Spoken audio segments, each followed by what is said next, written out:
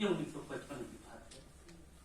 काफी रद्द के बाद तारीख का तयन किया गया और जगन्नाथ आजाद ने 3 खुतबे दिए जो किताबी शक्ल में इकबाल और उसका अर्थ के नाम से बाद में वो खुतबा शायद हुआ। पहला जो खुतबा है वो है इकबाल और उसका अर्थ जो किताब उसमें ये है इकबाल की शायरी का हिंदुस्तानी पस मंजर। ये पहला खुतबा है जिसमें जगन्नाथ आजाद ने साबित किया कि इकबाल हिंदुस्तानी शायर है।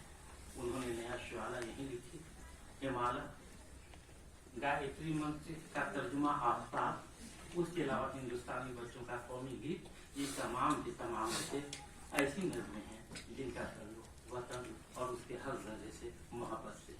लिहाजा ये जो इल्ज़ाम लगाया जाता है कि इकबाल हिंदुस्तान के शायर नहीं है, ये सरासर गलत और नामुनासिब है। दूसरा खुतबा जो उसके अंदर है 1955 में जो उन्होंने